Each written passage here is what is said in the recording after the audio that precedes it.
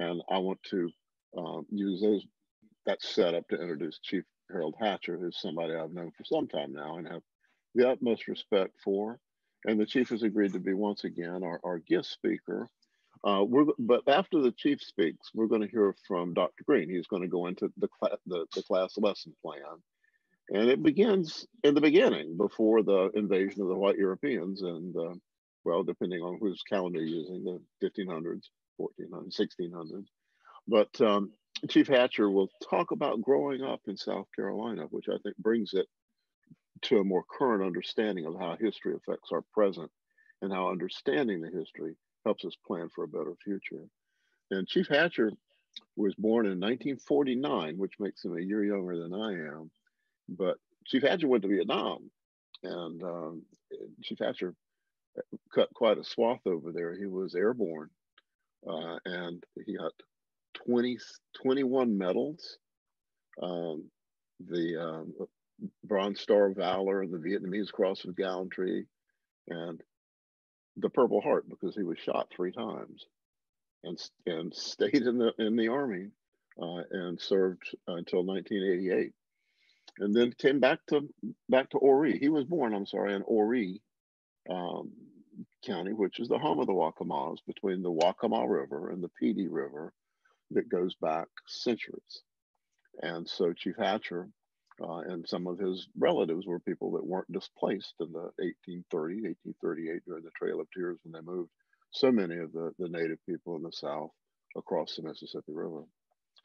And the chief has been an officer in the Waccamaw Tribal Council for 25 years. And he's been the chief for 25 years. And that he has 2 children, 2 sons and a daughter, that are also active in the work of the. Hold on just a minute there.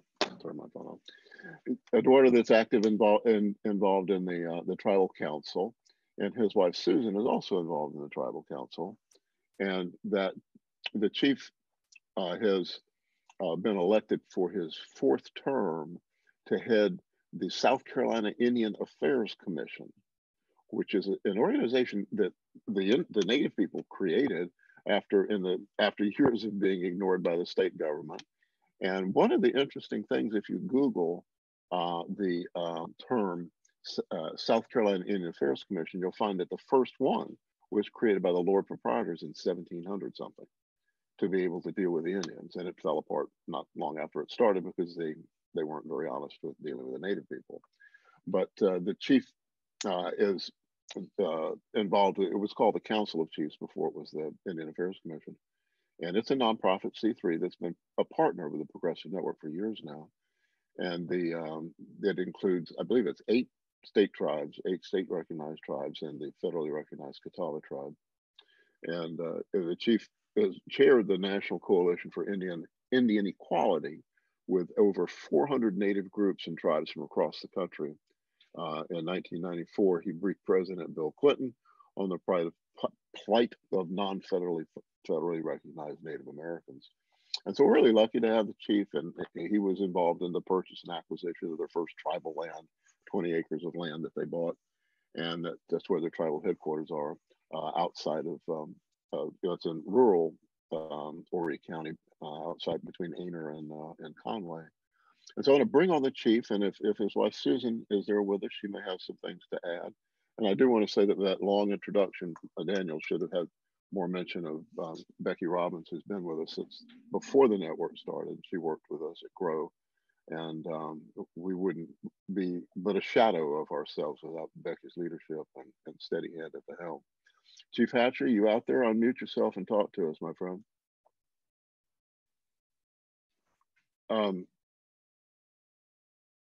Chief, we're gonna switch to Dr. Greene and let him start his program while you figure it out. As soon as you can get an audio signal, you can raise your hand.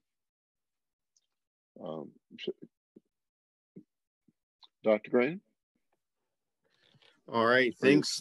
Well, let me say a few words about you, and this is not quite as lengthy as my introduction, but people need to know that Dr. Robert Greene is an incredibly rare and wonderful find that that we couldn't have made a cyborg in the 24th century that would have more perfectly filled our needs of someone who he was born in Augusta. We won't hold. Well, he was born in Germany, actually, in a military family, but lived in Augusta, raised in Augusta, almost in South Carolina. And he went to Georgia Southern University and got a bachelor's art of writing and linguistics, and with a concentration in creative writing, which is very helpful. And continued at Georgia Southern for his Master of Arts, and earned his PhD in history from the University of South Carolina. And Robert is recognized nationally as an expert in Southern history, and that he is now teaching at Claflin University in Orangeburg. And Claflin's the oldest historically Black college and university in South Carolina, and that very prestigious position to be offered a job at. And he's on a tenure track right off the bat. Brett,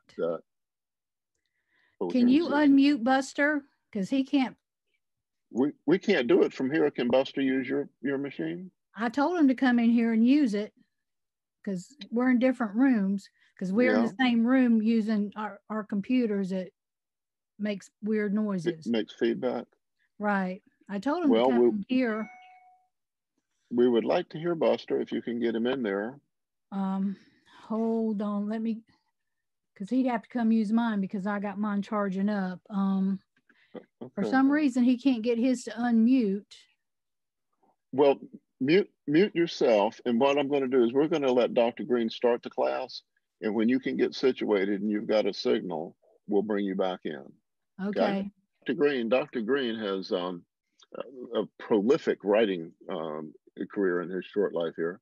And he has published a book of, he's actually got chapters of books, including one, Navigating South, that was published a number of scholarly articles, Patterns of Prejudice, that was published in a academic journal. He's been printed in The Nation, The Jacobin, Dissent, Current Affairs, The Washington Post. And he also serves as a blogger and book review editor for the Society of Intellectual Historians. And he has blessed us with his learning and experience and passion for Southern history, especially the Southern history that we didn't learn in school growing up. And so let's all hear it for Dr. Robert Greene II. Dr. Greene, bring him on. Oh, thanks so much for that great introduction, Brett. And like I said during our orientation, I'm certainly happy to once again be helping out however I can with the Modjeska School of Human Rights. As you can see, Ms. Simkins' course right behind me here in Columbia, South Carolina. And today we're going to actually start off by talking about the indigenous history of South Carolina, and then getting into European and African contact in the 16th and 17th centuries. And one of the things that I really want to emphasize this evening is that the history of South Carolina, whether we're talking about before first contact between Europeans and indigenous peoples, or we're talking about the Revolutionary War, or the Civil War Reconstruction period, or the Civil Rights era, or the present day, South Carolina's history has never been one that was simply contained within the borders of South Carolina. It has always been a place that has been looking out towards many other places. It's been looking out towards the Atlantic Ocean, towards the rest of North America, and so forth. And this evening's class is really about how three groups of people, broadly speaking, Europeans, Africans, and indigenous peoples, really interacted in the 16th, 17th, and 18th centuries to form the modern state of South Carolina. And of course, we're hopeful to hear from Chief Hatcher later this evening, because I really do believe, and I think Brett and others also believe, that it's important for us to understand that the history of indigenous folks in South Carolina does not just end at a certain point, right? I think a lot of us in our K through 12 or even college educations were told about the indigenous peoples briefly in our US history courses or world history courses, and then we move on and we just ignore them and forget about them. But tonight's class is one of our objectives is to make it clear that indigenous South Carolinians are still an incredibly important part of the state's cultural and political fabric, and we should never lose sight of that. So what I'm going to do right now is go ahead and share my screen. I have a PowerPoint or two to actually share this evening. The PowerPoints are really meant as just visual aids to kind of help guide the class along this evening. And I usually use these during the semester in the Modjeska School. Now, by the way, with the technical difficulties this evening, I can assure you that I have seen much worse at Claflin. So this is just the age we live in right now of technical difficulties. I think as much as we want to think of this as the COVID era or the Zoom era, we should also think of this as the could you please unmute yourself era. So let's go ahead and get started. And really what I want to do is actually start off by talking a little bit about the indigenous of South Carolina. So I'm going to share my screen and we'll just go from there. All right, so one of the things that I really want to emphasize this evening, and I think it's really important for all of us to recognize that when we're talking about the indigenous in South Carolina, you're not just talking about one or two or a handful of tribes. What we now know as South Carolina, what we now know as the South, was home to dozens upon dozens upon dozens of different ethnic groups, different tribes, different societies that had different languages, religious customs, different cultures, different items they traded on a continuous basis. And I want you to take a look at this map just for a brief moment. This is North America before European first contact in the late 15th, early 16th centuries.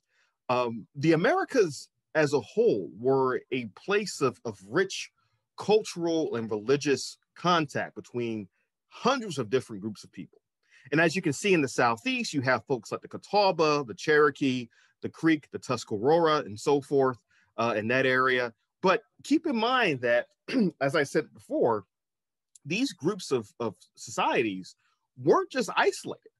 We have plenty of evidence today from archaeological digs across the Southeast and across, indeed, all North America, making it quite clear there was a great deal of trade between tribes that lived in present-day South Carolina and tribes all over North America. Now, we're going to focus on some of the tribes that made their home in South Carolina, but as you've already probably seen from the Modjeska School's website for Class 1, there's plenty of information to read about some of these organizations, some of these tribes, like the YAMASEE and the Cherokee we're going to discuss this evening. Now, this is just a map about South Carolina in particular. We're kind of zooming in from the Southeast to looking at the tribes that actually existed in South Carolina at various points in their histories. And as you can see, there are a lot of groups here. The CATAWBA, the Cherokee, the CHEROKEE, the Wateree, the Waccamaw, the Santee, the YAMASEE, the CONGAREE, the Edisto, and so forth. Again, I cannot do justice to all of these tribes in one class period. But what we're going to do today is actually focus a bit on some of the most important tribes in terms of their power dynamics with each other and with Europeans who arrive on the scene later on. And by the way, as you look at this map, you've probably already noticed that there are a lot of places in South Carolina that are, not surprisingly, named after these tribes, whether they be counties or rivers, so on and so forth. And so as you look at the map and you think about where you're living right now in South Carolina, do keep in mind that you are living on land that was once lived on by an indigenous tribe centuries ago. So don't forget that either. Now, these are just a few of the tribes that existed in South Carolina. And again, I don't want to make it seem as though tribes I'm not talking about this evening were not important. They certainly were. But these tribes in particular are going to be incredibly important when we discuss European first contact and the European rivalries within South Carolina in the 17th and 18th century. So you have the CATAWBA, the YAMASEE, the Cherokee, the Tuscarora, and the CONGAREE. Now, being a Georgia native, as Brett pointed out a moment ago, I am very familiar with the Cherokee tribe. They are, of course, incredibly important to the history of Georgia for reasons that are, well, unsavory to say the least. But again, all of these tribes held land in South Carolina, used the state or what would become South Carolina as a key trading location. And so we want to really talk about that this evening too, just for a brief moment. All right, so let's get, Yeah, and that's a good point. These are certainly tribal names that we have more from European languages. So that is important to keep in mind. So let's keep going, Joe. Now, the CATAWBA, they're also known as the Isa, the people of the river. They're based around what is now known as the Catawba River in North and South Carolina. And you can see this great seal of the Catawba Indian Nation on the screen as well. And what's really important, well, the lumber tribe, again, I'm really dealing with the tribes that were the most important in terms of European dynamics in the 17th and 18th century. The Lumbee tribe, of course, will be important, especially when we get to the 20th century, in a story that I'll get to later this semester. But the tribes I'm dealing with this evening in particular are incredibly important when we're talking about how various European societies, like the English, the Spanish, and French, when they come into South Carolina, who are they going to be dealing with the most in the 17th and 18th century? So again, this class is not going to be comprehensive. This is a sampling of South Carolina history. And so we're going to really stick with these tribes in particular, but that's not to put, say, the Lumbee tribe or other tribes to the side. It's just simply for the sake of time and convenience. So we have the Catawba tribe as an example. We also, and again, I want to make it clear that, as I mentioned before, the Catawba and most of the other tribes, they aren't just concerned with what's going on within the present-day borders of South Carolina. Of course, these borders at the time did not exist. They were irrelevant. But the Catawba tribe had dealings with tribes all across the eastern seaboard. They sometimes had wars and other conflicts with tribes across the eastern seaboard, namely the Seneca tribe that was part of the Iroquois Confederacy in present-day New York. And this photo you actually see is from Rock Hill, South Carolina, again, of Catawba tribe members living there sometime in the early 20th century. You have the YAMASEE tribe, of course, which is going to be a tribe that we'll talk more about in just a moment. But the YAMASEE, as you can see from the map, they lived through South Carolina, parts of Georgia, parts of Florida. One thing to keep in mind is that many of these tribes moved within the present day Southeast, so they weren't just staying in one location. They weren't just static. But certainly the YAMASEE are going to be incredibly important to our story this evening of contact and interaction between the Europeans, Africans, and indigenous peoples. And one thing to keep in mind about where these tribes lived is that if you take yourself back a few centuries, you want to think about places like the CONGAREE River. And of course, for those of you who live in the Midlands, especially, may be familiar with CONGAREE National Park, imagine navigating CONGAREE Swamp in, say, the 15th century. That was an area of South Carolina in which the indigenous did not really live in very much, but they did use the area for trade, for commerce, sometimes as a buffer zone. And so that's what's really important about CONGAREE in particular. Part of this class is about the geography of South Carolina and how it also influences how these various groups interact. So we've got the Catawba, the YAMASEE, and the Cherokee, again, one of the most powerful tribes in the Southeast. They had holdings, as you can see here on the map, all throughout the present-day Southeast, including in South Carolina. Again, Cherokee tribe are going to be one of those tribes that Europeans are going to have to deal with on an equal basis when they first arrive in what will become known as the Southeastern United States. And you also have the TUSCARORA tribe. They actually migrated, as far as we know, they migrated from the New York area down south to the Carolinas, the North and South Carolina. And again, like the other tribes we've mentioned this evening, the TUSCARORA are going to be one of those tribes that will be power players when the Europeans first arrive in North America and try to colonize the region. Okay. All right, and again, this is a map. Again, it's showing the present-day borders of North Carolina to give you some context for where the Tuscarora, the Cherokee, the Creek, the Croatoan, and other tribes lived in what's now North Carolina. Okay, and finally, we have the CONGAREE Indians who tended to live in and around what's now, of course, the CONGAREE Swamp. Again, what I want to emphasize here is that much of what we now know as the Midlands was actually used as a buffer zone between various indigenous groups. It was used as a zone for trade. There has been some evidence discovered over the years of various tools and trinkets that were traded between these different tribes that have been found in Congaree Swamp. And certainly the Congaree indigenous group, they were one of those groups that really lived in and around the area that tried to also use it for hunting, for fishing, and also as a buffer zone against other indigenous groups as well. Okay, and again, this is roughly where we think the Congaree indigenous group lived, and of course, it includes parts of present-day Congaree National Park.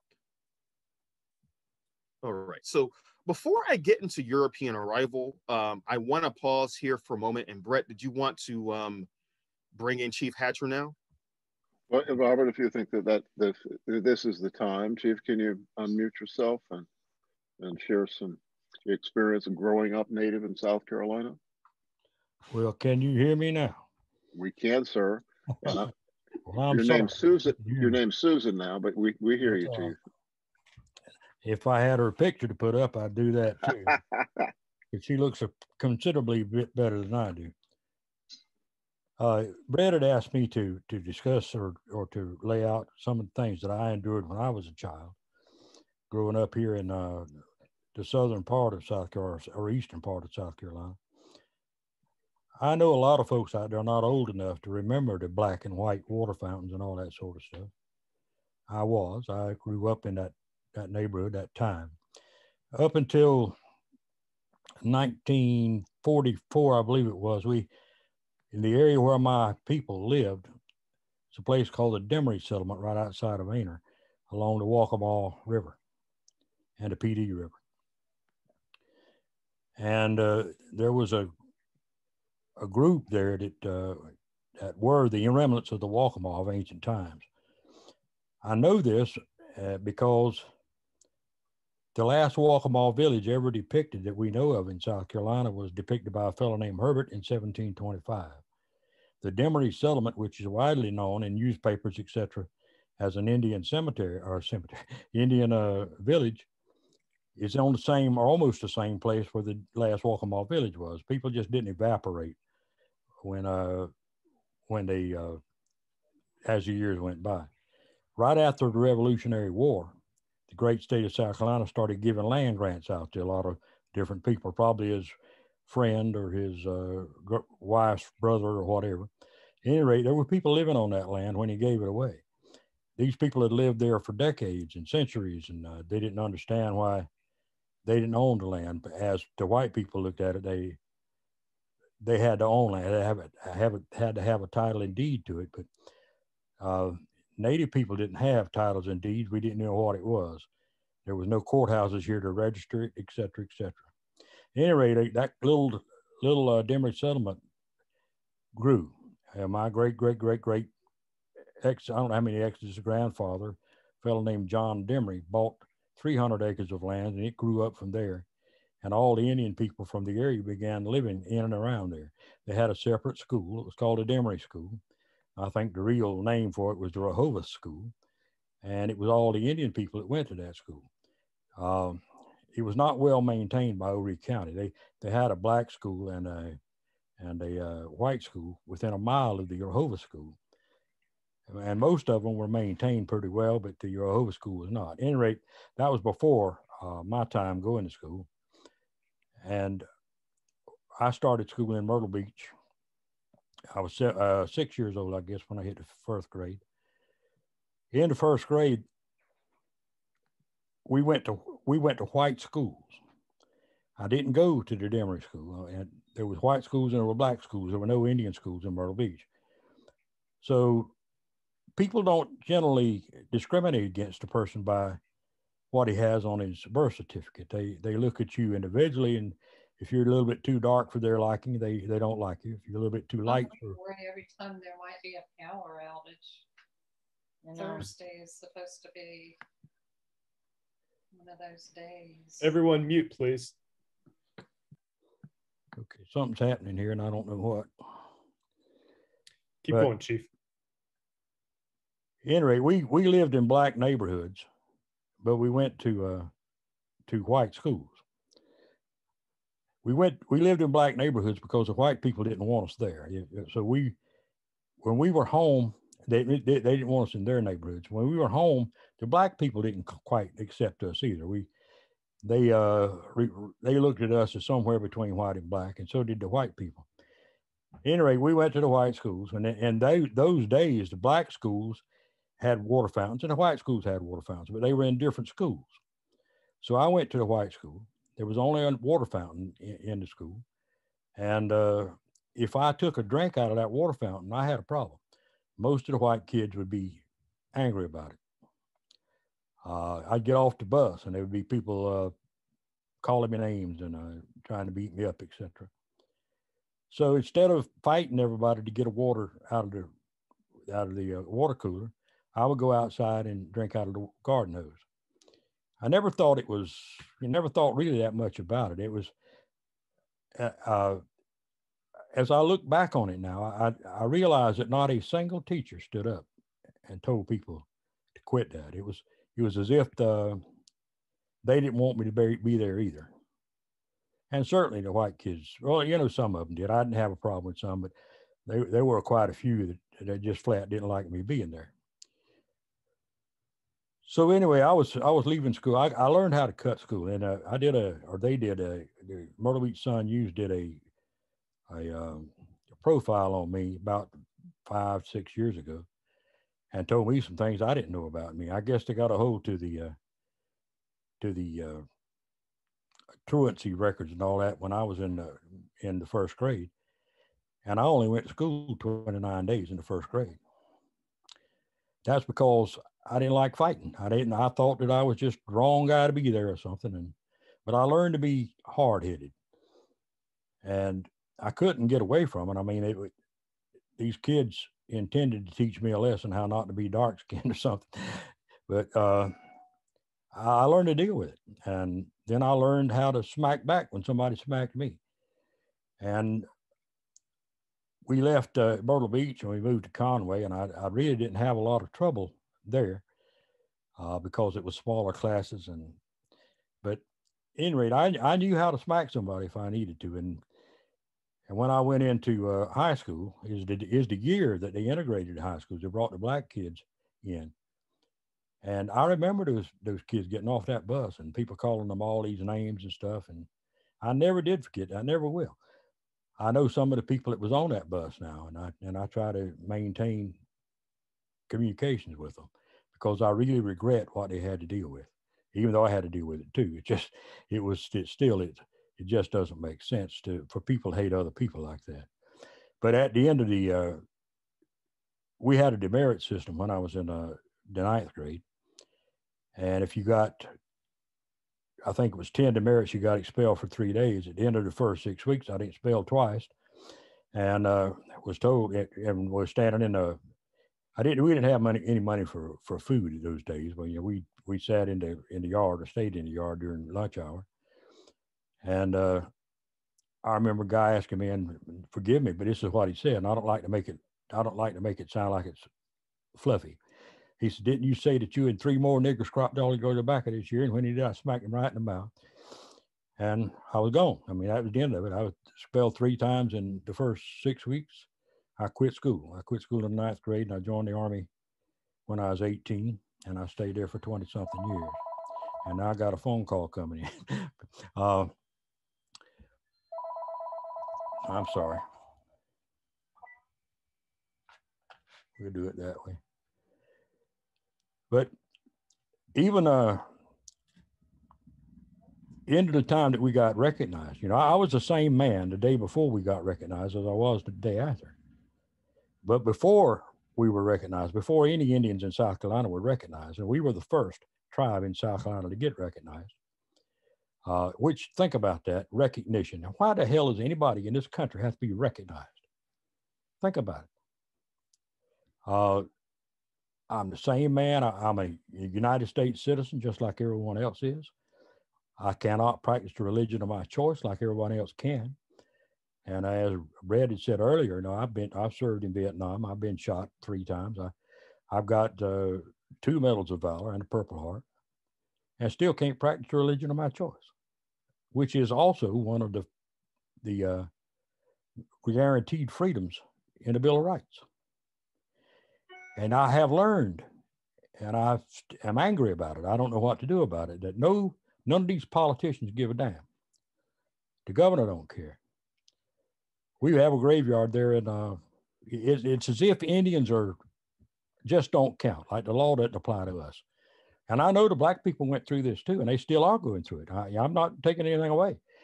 It's like my wife said earlier today, you know, she was talking about watching TV, and she see a lot of black shows coming up nowadays.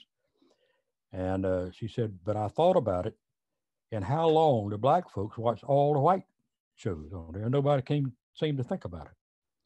I thought about it many times. But the attitude in the state of South Carolina, especially in this area of South Carolina, nobody cares about you. Nobody cares about anything that's not hurting them. We have a graveyard in Orangeburg, and it's a felony in South Carolina to vandalize a graveyard. A felony.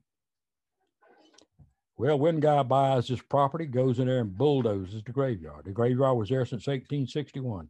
Had Indians buried there, had tombstones, all that stuff. That was 2 years ago. We can't get anything done about it today. And I've written the governor. I've written,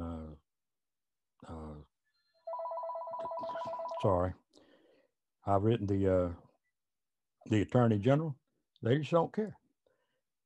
Now, my wife is here. She's also retired. She's a retired Air Force. I'm a retired Army. And I think this computer I got is a female computer because it won't do anything I want it to do. So I'm going to put this thing in front of her. I think she wants to say a couple of things. If there's any questions for me, I'll be happy to take them. Thank you, Chief. Susan. She might be taking that phone call that I wouldn't take.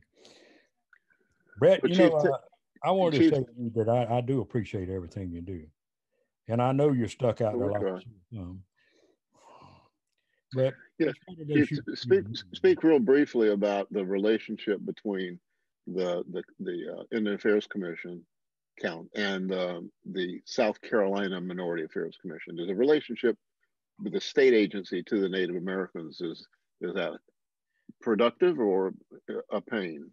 We have an issue with the SCI, with the Commission for Minority Affairs. They think they're in charge of Indians, and they're not. And I keep telling them, you know, you don't tell me what the hell to do. I do what I want, and if I need your help, I'll ask you for it.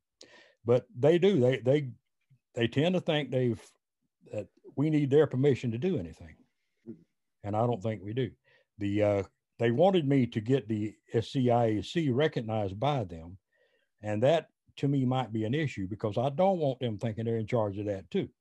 I get along with the people in CMA, don't get me wrong, but for example, we are the Council of Chiefs. There's 8 different chiefs that's members of the council. And if we decide we need to do something for Indian people, and we take a vote on that and we decide that's something we want to do, we don't need to ask the CMA for permission to do it. We just go to our legislators, we try to get a bill introduced or whatever, and it ticks them off. And of course, the legislators, if they want to know something about that bill, they'll call the CMA. And the CMA, well, we don't know anything about it. We don't support that bill. And they have a big influence with the legislators. Hold on a minute, I'll get Susan. Susan, you want to talk to them? Now she's telling me she's done with it. So. Okay. One last question, Chief. We need to move on.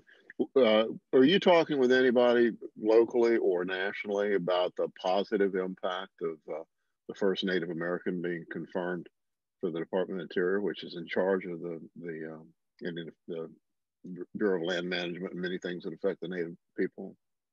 Well, I think it speaks well of the intentions of the president to do it. The problem that I have with it is it's mandated by law that the person running the Bureau of Indian Affairs has to be Native American. Now, the federal government's idea of a Native American is a person that's recognized by the federal government as a Native American. There can be no more Indian than I am, but they've got a recognition status behind them.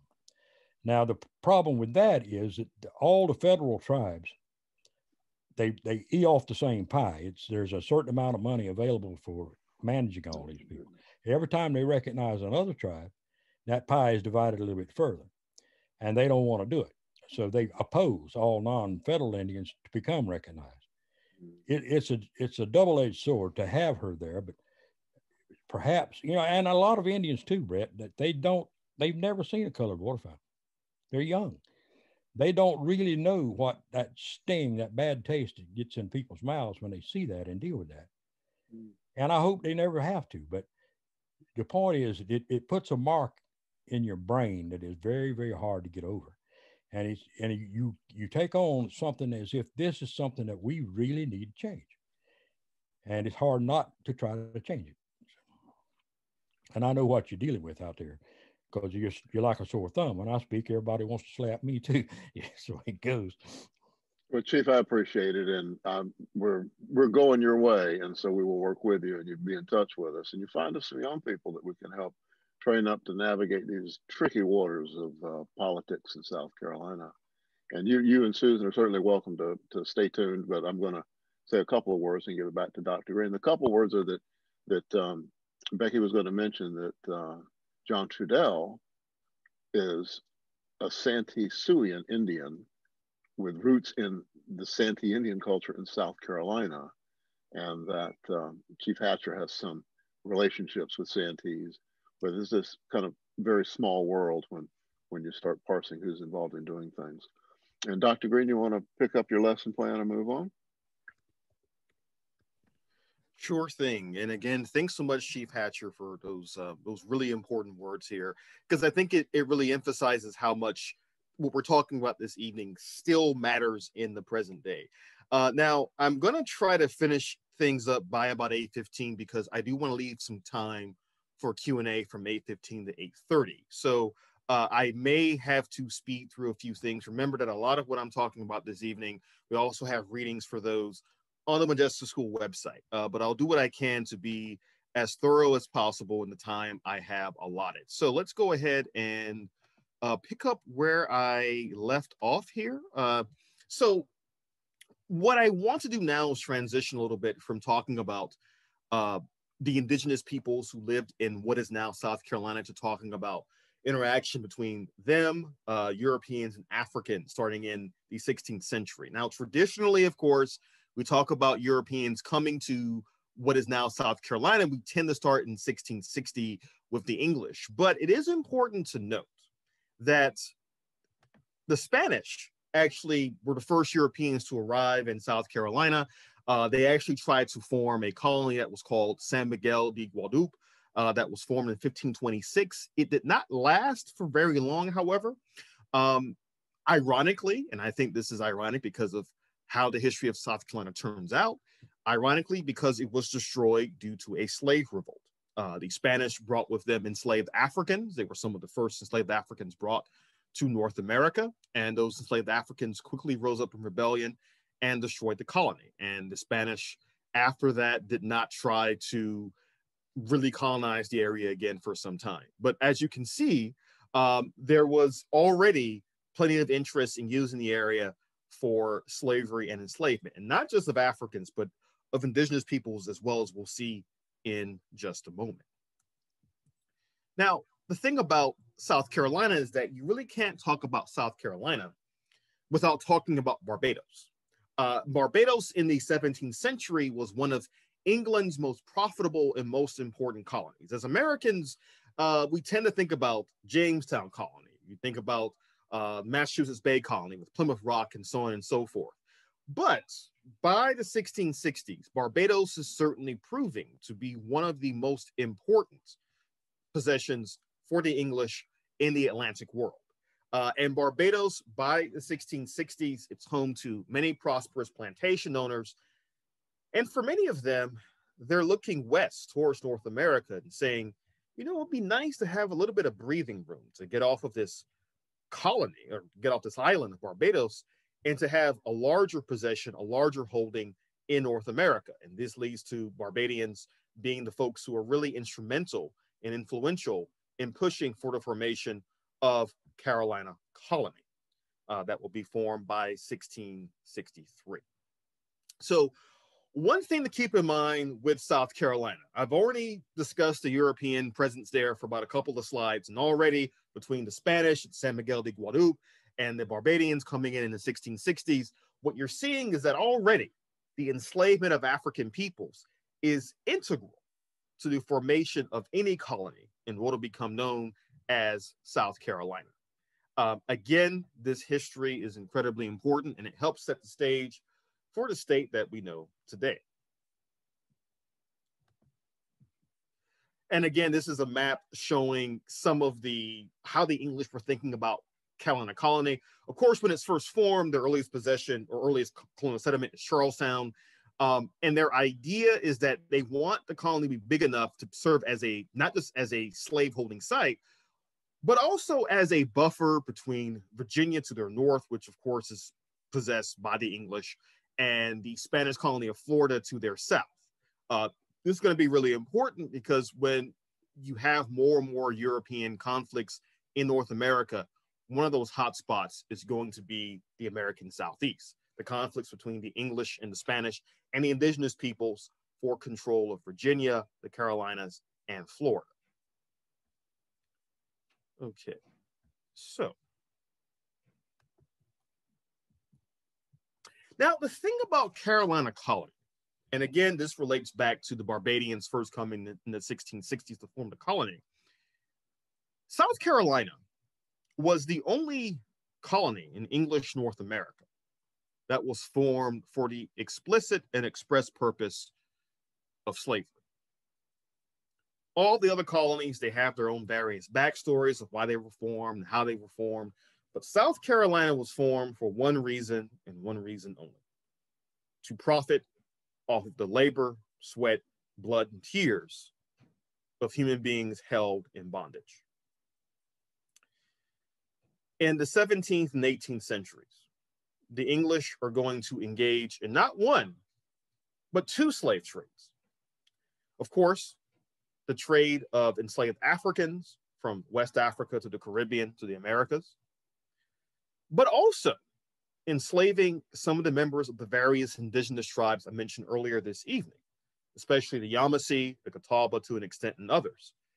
Again, both of these groups are going to be used for slave labor by the English, and this is going to become a really important part of the story. Now, in terms of Africans being absorbed into the tribe, the ones who rebelled at San Miguel de Guadalupe, we don't quite know exactly what happens to them after they rebel, but the assumption by most historians and anthropologists and archaeologists is that they do indeed become absorbed into the local tribes like the CATAWBA, the CONGAREE, and the YAMASEE. Now, the thing is that South Carolina's history, again, having to deal with slave trade, the enslavement of two groups of people, indigenous peoples and Africans, is going to shape the colony for centuries to come. And as you can see here, this is on the left-hand side, a woodcut engraving displaying the English trying to capture indigenous peoples. On the right-hand side, you see an actual advertisement from a Charleston or Charlestown newspaper about Negroes being sold. And as you can see here with the advertisement, it also makes it clear where the Negroes come from. Now, one thing I want to dispel right now is to think of slavery, whether it's of the indigenous folks or Africans, as being a slavery of untrained, unlearned labor. That is absolutely not true. The kind of labor that the indigenous and the Africans alike were forced to do by the English involved a lot of skill, a lot of intellectual know-how. And the thing is that the Africans especially, it's not just that they're just bringing Africans from West Africa and Southwest Africa to South Carolina. They're bringing Africans from specific parts of West Africa that specialize in certain crops. And you can see this advertisement. They have here the statement that the Negroes have arrived from the Windward and Rice Coast. And if you notice, they are free of being, infected with smallpox and so forth. So these advertisements also tell a story of what kinds of Africans are being brought to South Carolina because of the kinds of crops that are here. And the economics of slavery and the slave trade are incredibly important to our story this evening as well. We think about the fact that in South Carolina, you have, by the 18th century, the cultivation of several kinds of crops. Of course, indigo, which forms a rich blue color for clothing, but more importantly, rice. And in the Low Country especially, rice becomes the essential cash crop. That's what's being cultivated by thousands of indigenous folks and enslaved Africans alike in the 17th and especially 18th centuries. Now, later on in the class, as a matter of fact, next week or the next class period, we're going to get into how cotton later becomes a big cash crop in South Carolina. But in the colonial period and up until the formation of the United States, the big crop in South Carolina is, of course, the rice crop. And I've seen folks in the chat are talking about how you already have books being written about rice. There is, of course, the great Michael Twitty book about rice, and he describes how rice is really important to South Carolina. Okay, let's go ahead. Now, by the way, the name of the rebellion, again, it doesn't really have a name per se, but the location was San Miguel de Guadalupe, all right? San Miguel de Guadalupe, and I'll put that again in the chat real quick in case you wanna do some of your own research as well. And as LeVar Burton used to say in Reading Rainbow, don't just take my word for it. But again, with the economics of slavery, what you're seeing here is that it's driving everything going on in the South Carolina colony, right? And this includes the actual wars and revolts that happened in the 18th century. Now, on the Modjeska School website, we have some articles, some really good ones I would highly recommend reading that get into more detail and depth about some of the wars and conflicts taking place in the 18th century. But to make a long story short, or you can enroll at Claflin and take my History of South Carolina course where I go into more detail about some of these things. Make a long story short, the South Carolina colony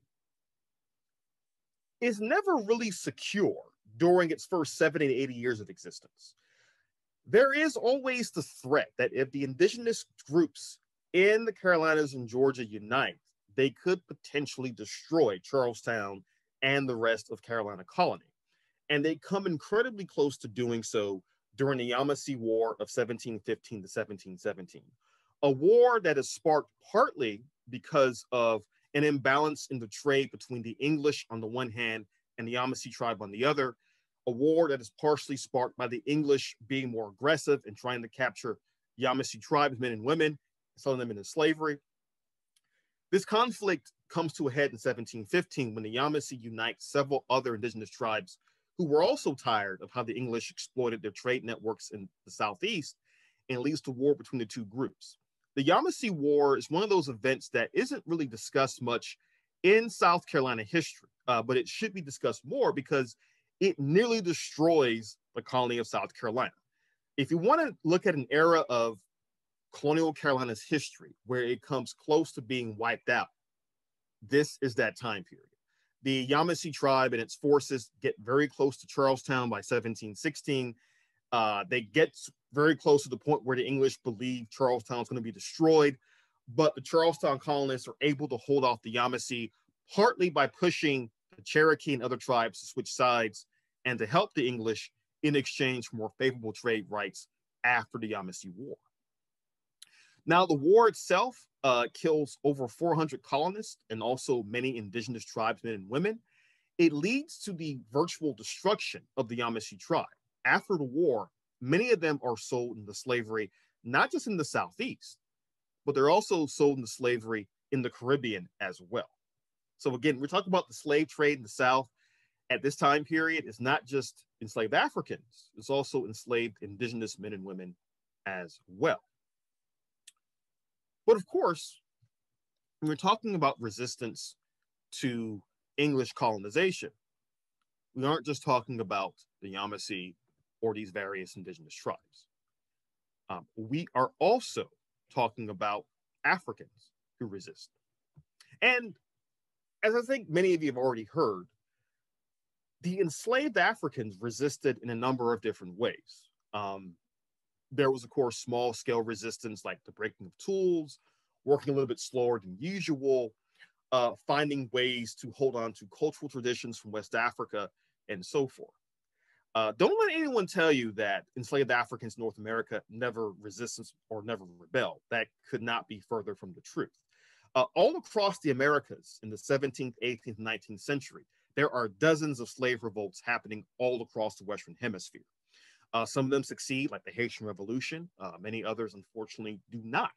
But in South Carolina, of course, you do have attempts at various slave revolts in the 18th and 19th centuries. And one of the best known is, of course, the Stoner Rebellion of 1739. Now, the Stoner Rebellion, of course, is a pivotal moment in South Carolina's history. And I want to put this in context of what's going on in British North America at this time.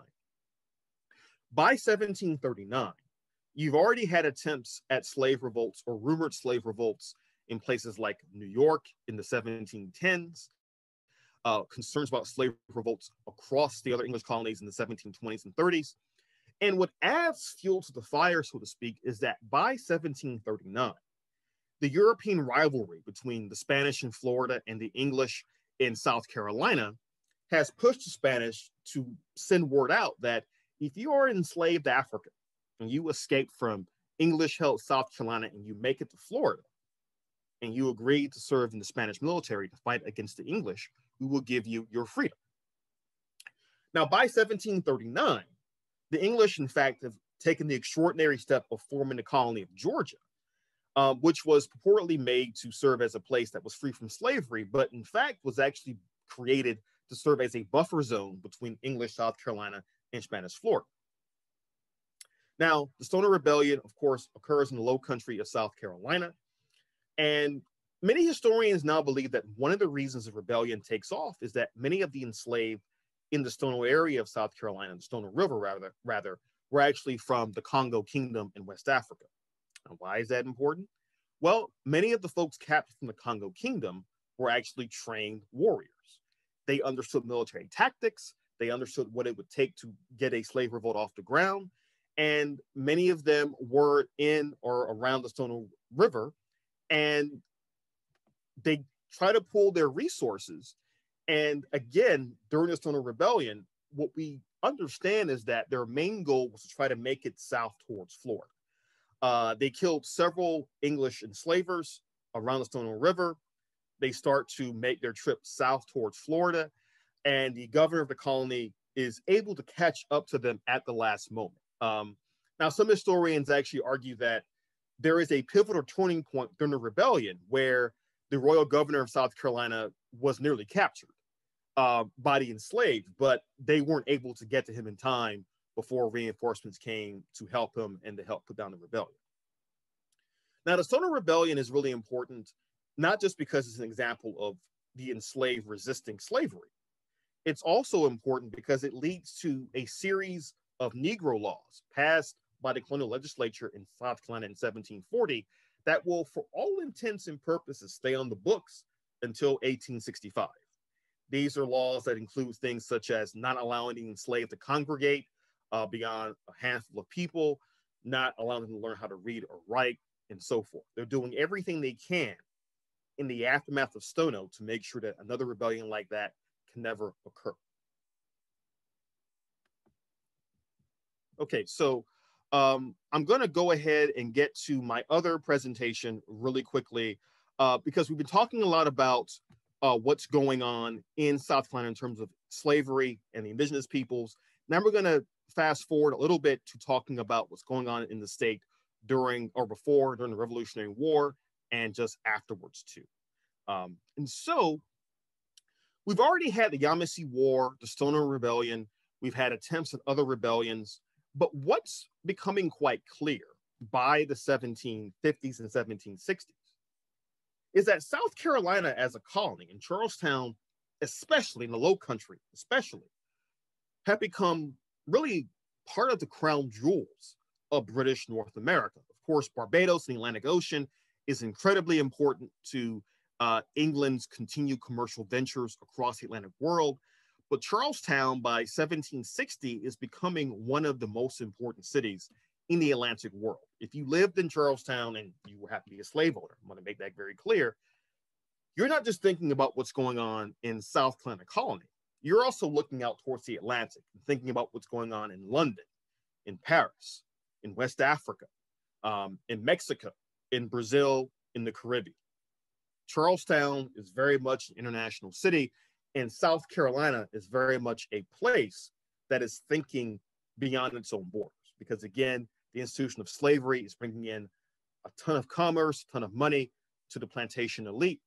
The poor white South Carolinians in the meantime are trying to move deeper into the interior of South Carolina. So imagine, if you will, for a second, a map of South Carolina. By 1760, most of the folks living in the state who are either African or European, they're living still along the coastline in the low country for the most part. But after a series of wars between the various European powers in North America, to culminate with the French and Indian War in the 1750s and 60s, you start to see more and more white settlers moving further inland into what we now call the Midlands and the upstate of South Carolina. This is actually going to lead to serious tensions between some of the various classes in South Carolina. Now, one thing we've talked about so far this evening is the indigenous and the enslaved Africans and the Europeans. But I want to make it quite clear that even the English, they are not a unified block of people. Many of the English have different class interests. Some of them, of course, are plantation owners. They are perfectly content to live out their days in the low country, exploiting enslaved African labor. But many other whites living in South Carolina in the 1760s, they're beginning to look at the lands of what we now call the Midlands, because they want to make it for themselves as independent farmers. Some of them have the hope of maybe one day making enough money to purchase their own slaves, but many of them are moving into the interior of South Carolina. The problem is that with communication technology being what it was in the 18th century, which is not very good, and with the government of South Carolina being concerned primarily with what's going on in and around Charlestown, law and order, and a phrase we'll hear a lot more this semester, is breaking down in the Midlands. So much so that you have groups of white settlers forming what they call regulator movements all across South Carolina, which are designed to essentially bring some order to the interior of the state. They eventually march to Charlestown. They demand more judges, more law enforcement from the Charlestown government, and the government agrees, bringing an end to the regulator movement. But one reason I point out the movement is, of course, because it shows how even amongst white South Carolinians, there are significant class divisions. But another reason is that among those involved include Patrick Calhoun, who is, of course, the father to John C. Calhoun. So one of the things you'll see in this class as we move forward is that there are going to be a lot of, well, famous last names that we'll see time and time and time again. South Carolina has a propensity for having some of the same families in positions of power and authority, generation after generation after generation. And that is certainly the case with John C. Calhoun, whose father, again, was in the regulator movement before John was even born. Now, the thing is that the regulator movement in South Carolina, along with the Stoner Rebellion and the other rebellions in South Carolina, they really show just how fragile the American colonies are during the 18th century as we get to the eve of the Revolutionary War. Now, I think most of us, when we think about the Revolutionary War, War of American Independence, we tend to think of it as just being patriots versus loyalists, or patriots versus redcoats. But part of what makes the War of Independence such an important part of South Carolina's history, and I agree with you, just as fragile as we are now, that is very true. What makes it such an important part of our history is that you see so many fractures in American society on the eve of the Revolutionary War. Certainly in South Carolina, you already have friction between the low country elite and the white South Carolinians living in the Midlands.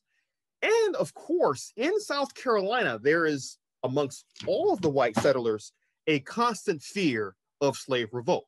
For them, the Stoner Rebellion is something that will never disappear from the backs of their minds. They're always concerned that another Stoner Rebellion will happen.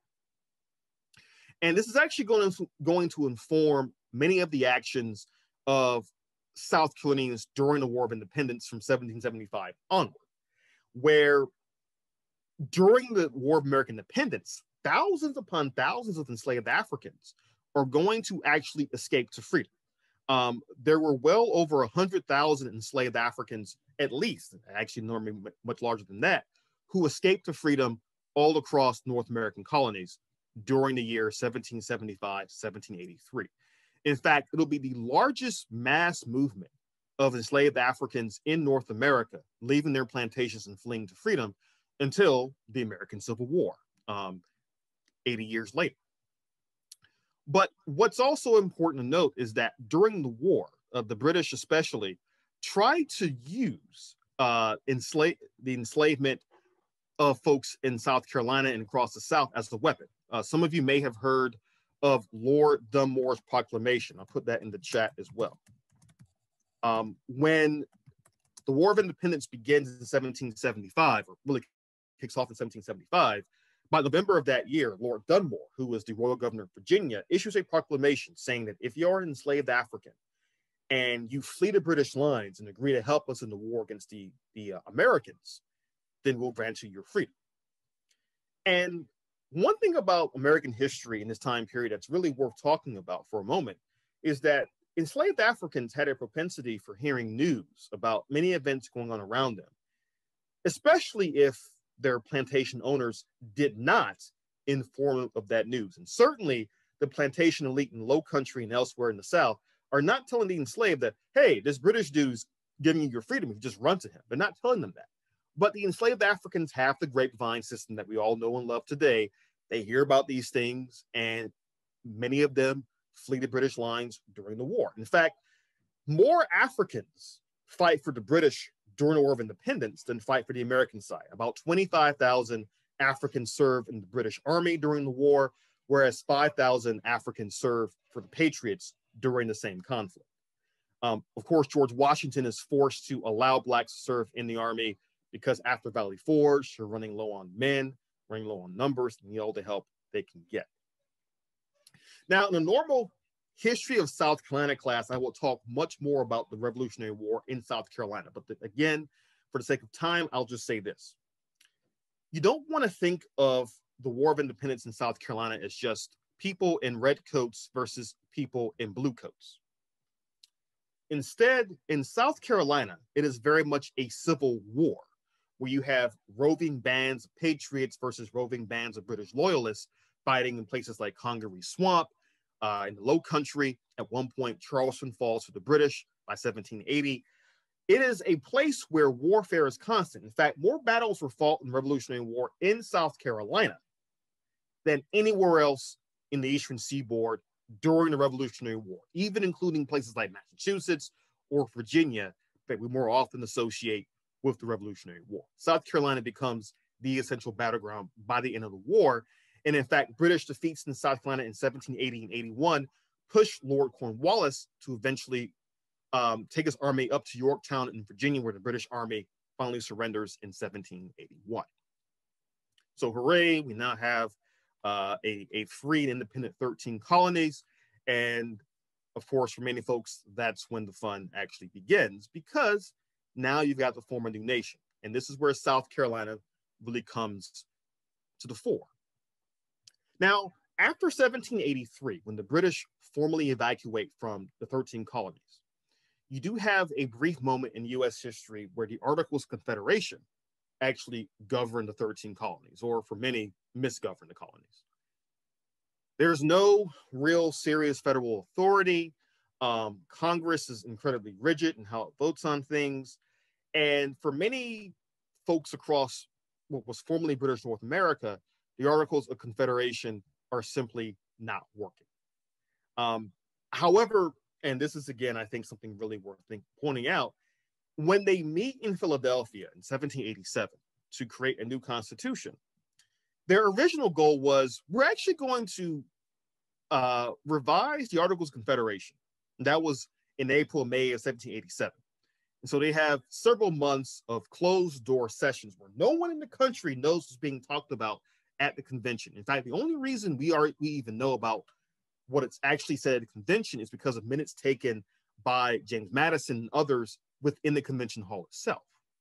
September of that year, the convention ends and they announce to the country, hey guys, remember those Articles of Confederation that we had in place? We didn't just revise them, we kind of threw them in the trash and rewrote everything. Now, South Carolina, not surprisingly, plays an important role in this convention as well. And I'll just very briefly talk about this because what South Carolina is pushing for at the convention is not going to surprise anybody. So the delegates from South Carolina were Charles Pinckney, Charles Cotesworth Pinckney, Pierce Butler, and John Rutledge. In fact, there was a joke in South Carolina at that time that, in fact, Charleston had 4 delegates to the Constitutional Convention, and South Carolina had none. So within the state, we'll talk about this more in the next class, there is already growing friction between the Low Country elite and the white plantation owners and white farmers living in the rest of the state by the late 1780s. There is a sense that Charleston just has too much power, too much authority within South Carolina, even after the city of Columbia was founded in the 1780s to serve as the actual capital for the state. What's funny is that when they do that, they still have state government offices in Charleston and Columbia, again, making it clear that the Low Country is still in the driver's seat in terms of South Carolina's politics. Very quickly, I'll talk about some of the leaders at the convention. And again, this class is not really meant to be about the power elite in the state, but for the sake of talking about the Constitution, we do want to talk about these folks because what they're going to put in the Constitution is going to influence how the Constitution works in the first roughly 80 years of its history up through the American Civil War. You have Charles Pinckney, who was important in many of the debates at the Constitutional Convention. He's second cousin of Charles Cotesworth Pinckney. Pierce Butler, he becomes one of the most important and outspoken supporters of slavery at the convention. Ironically enough, he also supports a strong national state. Why? Well, we'll get to that in a second. But you do want to think about for a moment why South Carolinians, even though we have this, the state has this long history of being opposed to strong federal power, why slave owners in particular might be interested in increasing the power of the federal government. We'll get to why that's the case in a second, although I suspect some of you may know where this is already going.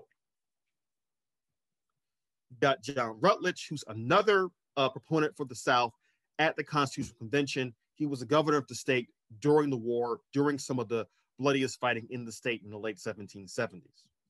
And finally, Charles Cotesworth Pinckney, who actually is one of the leading figures in making sure compromise can be reached at the convention on the issue of the slave trade.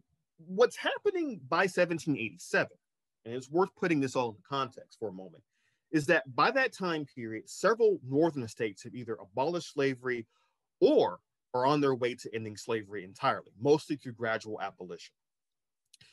There is a growing abolitionist movement in both North America and in Great Britain as well that is starting to influence the politics of Europe and the Americas at the same time, where there's a growing movement to end slavery in some form or fashion. In the United States, this is going to become very important during the Constitutional Convention because there are some Northerners already saying we need to find a way to put slavery on the path of extinction. And many Southerners are saying, hey, let's pump our brakes there for a second. Our economy depends on slave labor. Now, one of the things that becomes really apparent is that at the convention, there are several different divisions. There's divisions between larger populated states and smaller states. There's divisions between, of course, slave-holding states and non-slave-holding states. This is going to, again, influence how the Constitution works to this very day, right? And so you have things like the Virginia Plan, which was the idea of giving larger states more representation in the national government, versus the New Jersey Plan, which has just one legislature where each state has the same number of votes. This is going to become basically our House and our Senate, again, reached via compromise.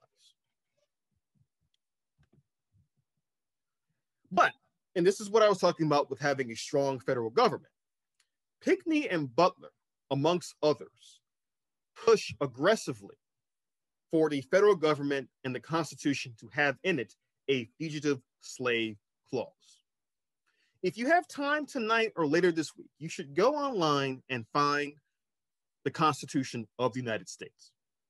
And I'm not talking about the Bill of Rights or the other amendments. I'm talking about the actual Constitution, the articles that lay out what each branch of the federal government does. Now, if you go online and you find a copy of it, chances are you'll see a section that is actually basically crossed out, which said that the federal government had the authority, had the responsibility to capture any enslaved Africans and give them back to their owners. That's in the Constitution primarily because of Pinckney and Butler, who push aggressively for a strong national government to take care of the plantation elite to make sure that the enslaved are sent back to them.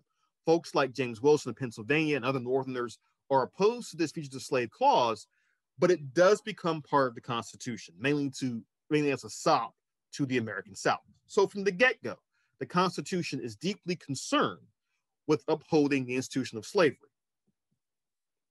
And again, this gives you a sense of how in the northern United States, slavery has either been abolished or is on the way to being ended by 1787. Vermont, Massachusetts, Pennsylvania, Rhode Island, New Hampshire, and Connecticut. Now, I do not want to give the impression that these states are automatically great places to be at if you're Black. On the contrary, they're really not. But nonetheless, it shows how even at the formation of the United States, the institution of slavery is becoming a key dividing line. And this is also going to lead to things like the 3/5 compromise. John Rutledge serves on the committee that actually creates this compromise that essentially says, we are going to, with the House of Representatives, I want to make this quite clear, it's about the House primarily. What it will basically do is that the enslaved themselves will not be counted as full people for the sake of representation, but they'll be counted as 3/5 of individual citizens. So what that means is that from 1787 until 1860, the Southern states have far more representation in the House of Representatives than they should because of the 3/5 compromise. The numbers of congressmen they gain from this particular part of the Constitution is in the dozens by the mid-19th century. And John Rutledge in particular makes it quite clear to folks at the convention that the Constitution cannot ban slavery. Now, again, with the chat really quickly, this is primarily, it's really more of enslaved men in the sense that at this time, of course, we're thinking of citizenship. We're thinking of people who are being counted for the rights for voting purposes. It's primarily voting age men. Now, again, what you see here is that South Carolina is playing a pivotal role in the creation of the Constitution. And I don't want to go too much into detail about South Carolina state constitution because I am running short on time. But what I do want to point out is that the low country versus the back country becomes one of the key dividing points, where the Constitution of 1790 is actually giving more and more power to the slaveholding elite. As you can see here, the state house is actually reduced in number from 208 representatives to 124. To actually be in the state house, you have to actually hold 500 acres of land and 10 slaves, or at least $11,000 worth of real estate holdings in $1790. As I mentioned before, you have 2 state offices, one in Columbia, one in Charleston. So what you see here is that the state government is really split along low country and back country, or rather low country and Midlands lines. But the one thing that keeps everyone together, at least the white population in South Carolina, is the fear of a slave revolt. Now, what's interesting is that there is some anti-slavery sentiment in the backcountry because of groups of Quakers and Methodists and other religious groups that are opposed to slavery living in the backcountry. But what's interesting is that every backcountry member of the General Assembly is a slave holder. And of course, you have folks there like Wade Hampton. So we're going to get to Wade Hampton III in a few class periods, or actually the next class period. But his grandfather, Wade Hampton, is part of this Constitution of 1790 convention, and he's part of the General Assembly. Now, the thing is that there is this concern amongst the low country elite that the backcountry population is a little too flirtatious with anti-slavery ideals, a little too enamored with the French Revolution going on at the same time to be fully trusted with helping to run the state government. So again, these fractures and frictions within South Carolina are playing a very important role in how the state develops. But this is where I want to finish up this evening. As I said before, and I'll keep saying this in every class period, what's going on in South Carolina does not stay in South Carolina, and certainly the folks who live in South Carolina are not thinking about just what's happening in South Carolina. The Haitian Revolution, the revolt in Saint-Domingue that kicks off in 1791, is going to concern many of the plantation elite and the government officials in South Carolina during the 1790s. In fact, the white elite in Saint-Domingue, present-day Haiti, actually appealed to South Carolina directly for aid during the revolution. And Governor Pinckney has a quote here. He says, "Their communications are of an affecting nature, being a country of similar possessions." And what does he mean by that? Well, Saint-Domingue and South Carolina alike both have large enslaved African populations. And the concern in South Carolina is that if there is a revolution that succeeds in Saint-Domingue, it may spread northward into South Carolina. So the state legislature does send money, does send aid, but does not, smartly, I would say, send the state militia to intervene in the Haitian Revolution, which, of course, becomes the largest slave revolt in history and forms the first Black republic in existence. So again, South Carolina is looking nervously towards the South. What happens during the revolution, by the way, is that many of the plantation elite in Saint-Domingue, they flee towards the United States. They flee to Savannah and Charleston especially. And in Charleston, you do have French-speaking enslaved people being brought with their masters, but the Charleston elite are saying, hey, keep those enslaved people away from our enslaved people. We don't want the contagion of revolution spreading to Charleston and threatening our way of life. All right, so, okay, it's 8:13, so that is it for me in terms of the lecture. Robert, I want to do something that's for those that are not as focused and rapidly thinking as you are, is to connect those dots that you laid out in terms of the establishment of the only colony that was predicated on a slave economy, having the heavy hand on the Constitution to ensure that America wasn't started as a slave economy, the 3/5 compromise, and having at the same time uprisings that are focused on the slave economy that was brought to you by the South Carolina Barbadian influence leading up to the Haitian Revolution. That's going to make some of these crackers right nervous, isn't it, Robert? Just a tad. Just a tad. And we'll get into the Citadel and the trouble that that Denmark Vesey brought to South Carolina later, 1824, I believe. So are you ready to take questions, Robert? Yes, and I can already see there are a few questions in the chat. So I do see a question about access to the slides. For the slides, of course, the actual lectures are being recorded. But with the slides, we can work out a way to post those online too, Brett, if you don't mind. I'm more than happy to do that. We can do that. See them on their own time. Trust me, they are not anything spectacular, just meant to kind of move the conversation along.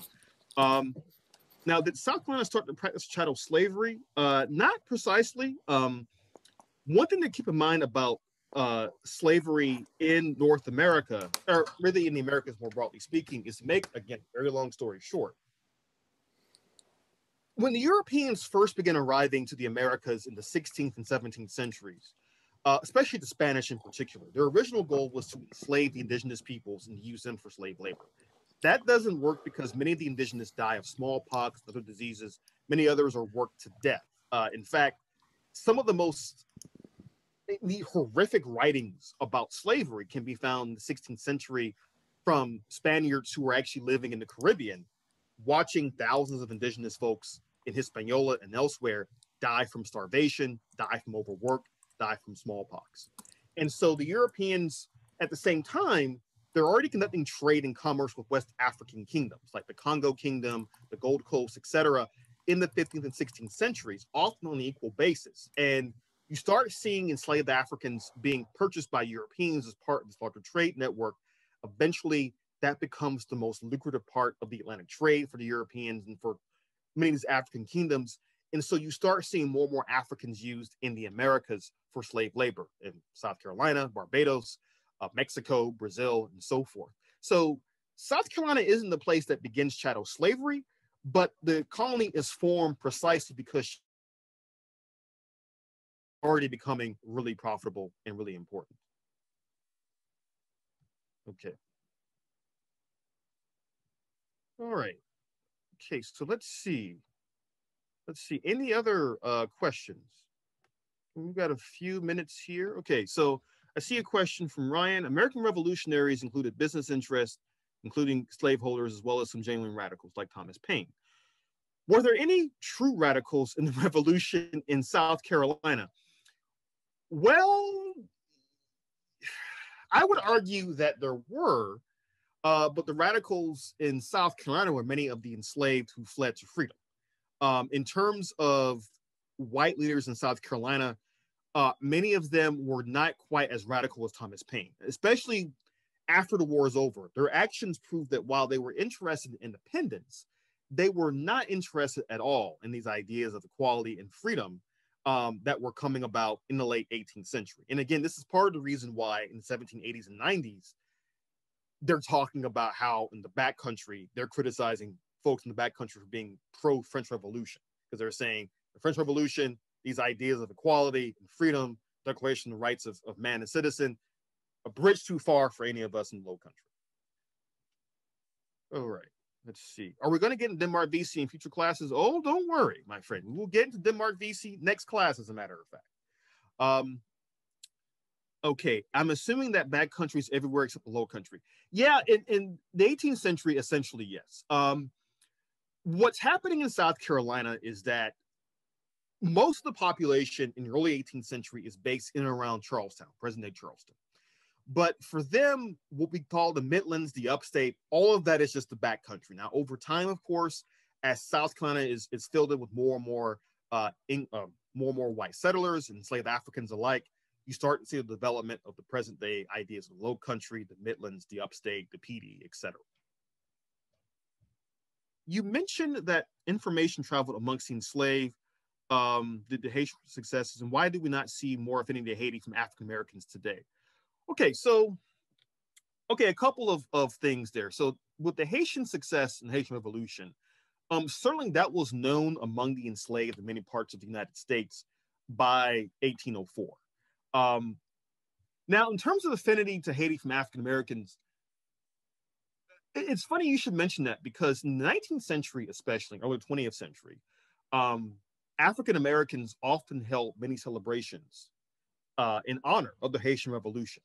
For example, during and after the American Civil War, you do see in places like Charleston, Savannah, elsewhere, Black Americans celebrating the Haitian Revolution, saying that to them, the Haitian Revolution was part of a larger hemispheric-wide struggle against slavery. You would have memorials and tributes to Saint Louverture and other leaders of the revolution for many Black communities. I think in terms of affinity today, I would only say this, that I think it's part of a larger problem that African Americans, there's a tradition amongst many African Americans throughout our history here of thinking globally, not just thinking of ourselves as Black people in the United States, but thinking of ourselves as part of a larger diaspora, allied with folks in Haiti, Brazil, West Africa, etc.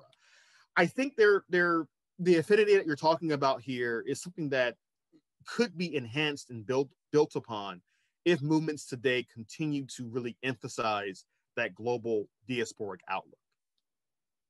So that's sort of a way to think about that question. And I would say that there are still some affinity between African Americans and Haitians to this day, although I think some of that may depend on where you are in the United States. Okay. Any other questions? Okay.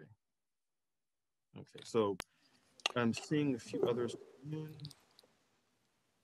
Okay, so Cecil's question, in fact, didn't the Charlestonian state government purchase and move the capital to Columbia to establish a bulwark against the wild, uncivilized population of the far upstate, the great unwashed population, whose pollution, rather, was undesirable Charlestonians?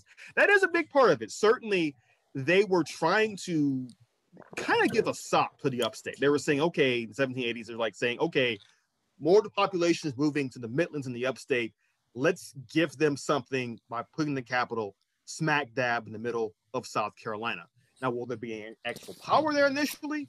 No, but we're going to give them this to kind of shut them up for a few years and kind of buy some time for us. Okay. Let's see. Ryan's question makes me wonder, how do you see John Lawrence fit into some anti-slavery sentiment in South Carolina? What do you make of him maybe as a quasi-radical? I think he kind of does count as a radical in a sense, but again, in comparison to, say, somebody like Thomas Paine, it might be, a little bit questionable there. But certainly, the radicalism in South Carolina, I would argue, in the 18th and especially 19th centuries, much of it is going to come from the enslaved themselves, not to downplay what Lawrence and others are also trying to do. Okay, any other questions?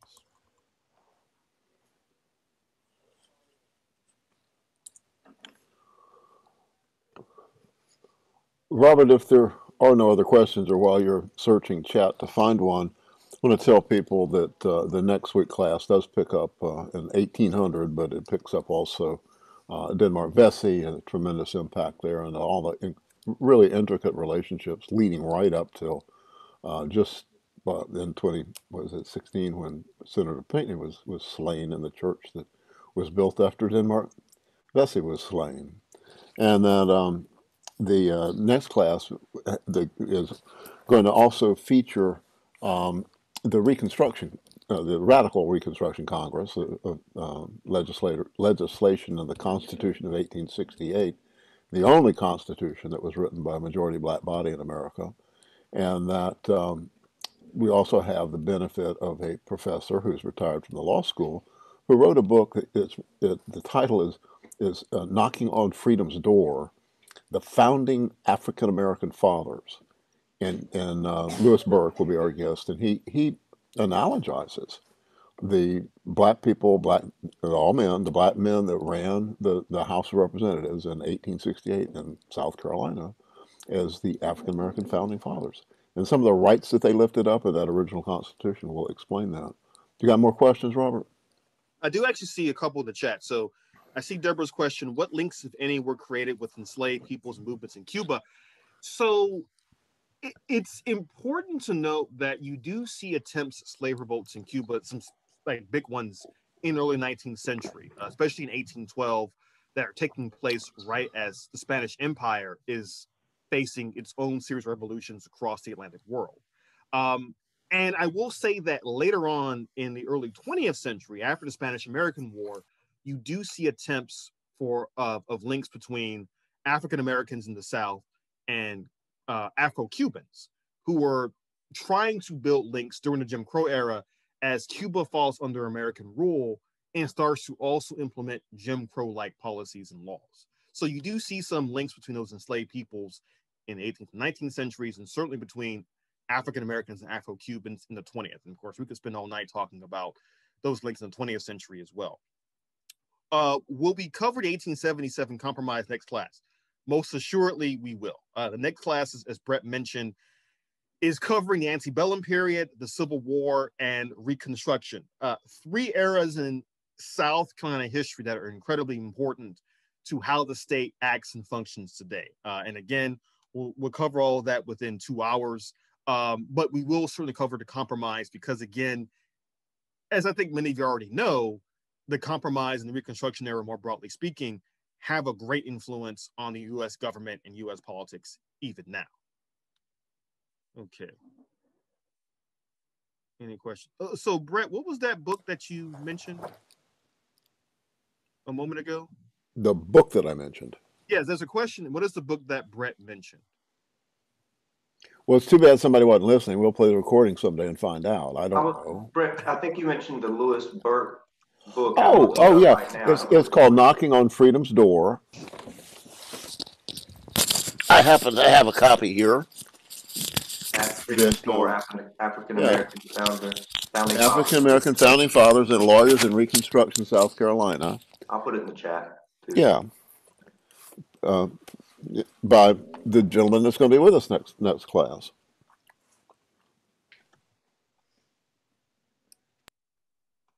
All right, I think we have time for one or two more questions before 8:30, because I will turn the floor over to Amare after that.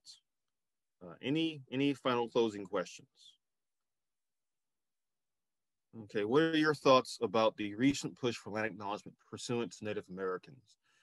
You know, that's a really interesting question. I think it's part of a larger reckoning in American society, trying to deal with some of these injustices that are still linger with us today. And again, it's not easy.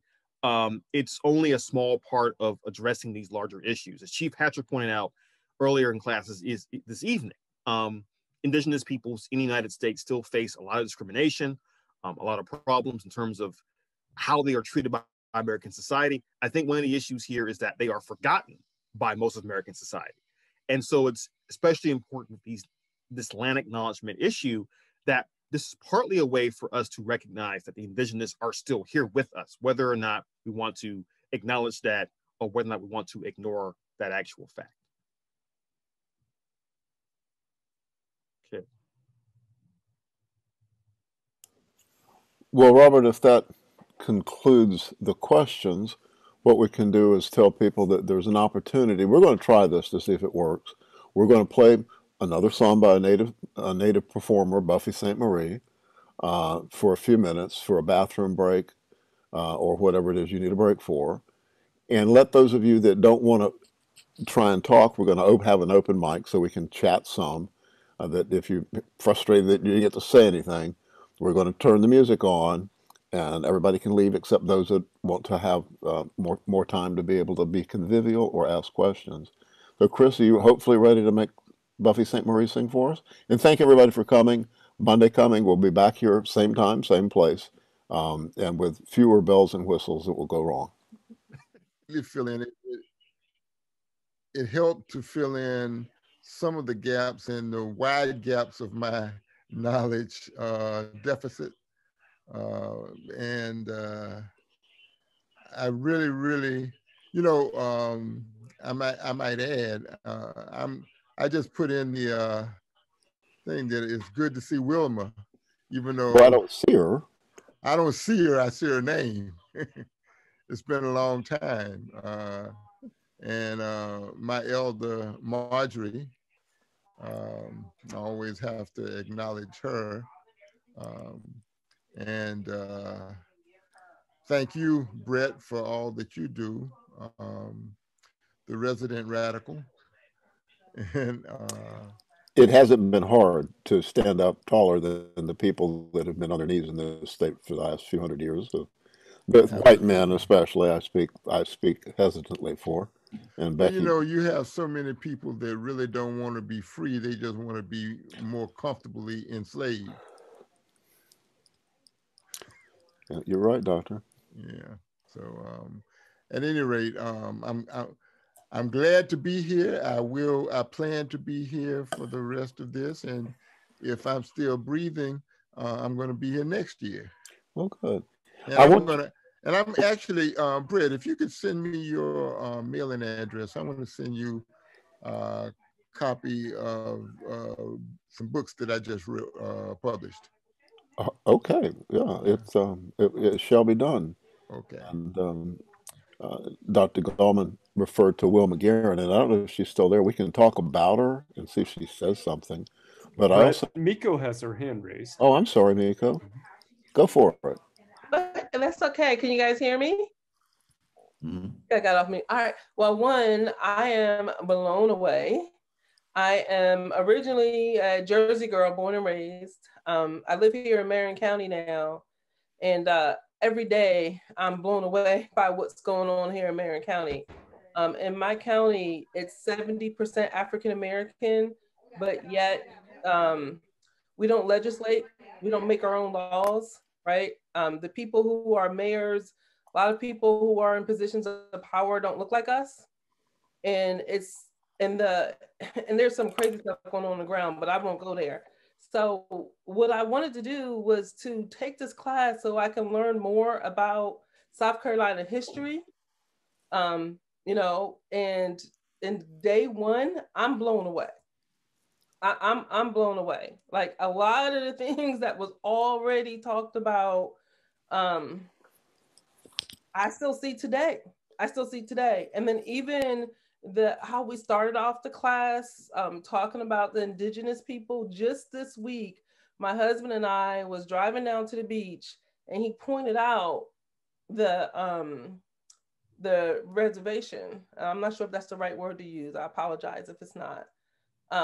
But it's just bringing a whole lot of pieces together, and I just think it was awesome, and I really, really enjoyed it, and I just want to thank everybody. And Dr. Greene, it's fabulous. The pace is perfect.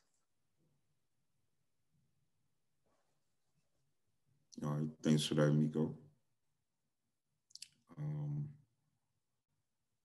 Let's check in with Kay Neal. How you doing over there? I'm good. Just taking in all the information. It's very informative. I'm glad to be part of it. And you're related to Wilma, and that would mean you're also related to the late Joe Neal? Right. Yes, sir. Oh, wow. Definitely welcome. So pleased to meet you. Thank you. Yeah. And we won't hold Wilma against you. Don't do that. Don't do that.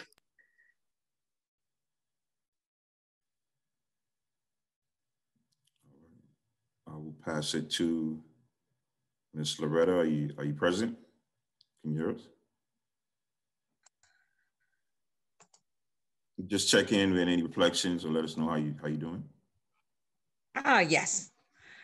I'm just happy to be here. I saw this pamphlet about 2 years ago, and I saw it again when I got an email, and I decided I want to come and learn more about what was happening. So I'm just happy, and it was real exciting to learn and hear about what was going on tonight, and very interesting seeing the next Monday what it's going to be like.